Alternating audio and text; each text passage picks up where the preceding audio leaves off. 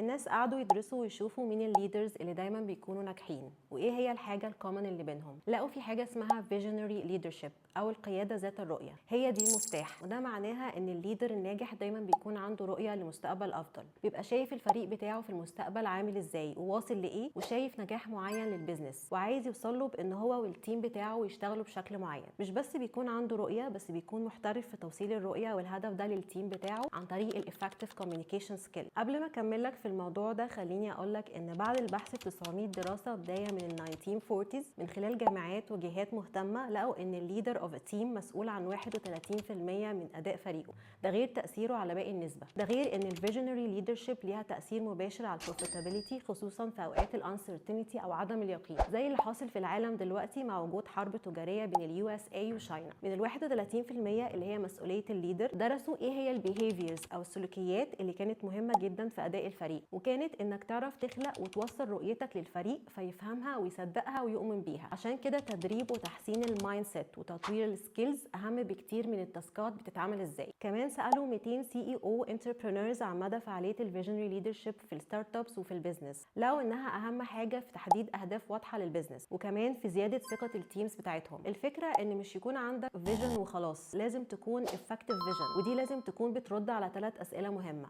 why we do what we do او why we do exist، يعني ليه بنعمل اللي احنا بنعمله او ليه احنا اصلا موجودين. what does success look like، يعني ايه اللي لو حصل ممكن نقول ان احنا نجحنا. how must we act to ensure success، ايه المفروض نخطط له ونعمله عشان نوصل للنجاح ده. خليني اقول لك ان احنا مش بنتكلم عن الميشن والفيجن اللي مكتوبه عندك على الويب سايت او في الاوراق اللي محدش بيقراها ويعرفها، لكن بنتكلم عن اللي انت بتوصله للناس عندك كل يوم عن طريق تصرفاتك وقراراتك. عشان مهما حفظتهم الميشن والفيجن والفاليوز والكالتشر، مش هيصدقوا حاجه غير اللي بيشوفوه كل يوم ولامسينه من المسؤولين والاداريين في الشركه. مثلا لو من قيم الشركه انك توصل لامبلوي ساتسفاكشن ليفل معين، وان حقوق الموظف من اولويات الشركه، بس الموظف دايما بيلاقي وقت صعب عشان ياخد اجازه، او لو اخدها تفضل تدفعه ثمنها شهر بعد ما يرجع، او تكلمه كل يوم خلال اجازته، او مثلا بتديله شغل كتير استحاله يخلصه خلال مواعيد العمل فيضطر يقعد بعد المواعيد وتكون لاغي الاوفر تايم. في نفس الوقت لو ما خلصش الشغل بيأثر في البرفورمانس سكور بتاعه، وممكن كمان يكون بيأثر على البونسز والانسنتيفز والبروموشنز. فبالتالي الفاليوز اللي انت حاططها هي مجرد كلام مش موجود في ارض الواقع،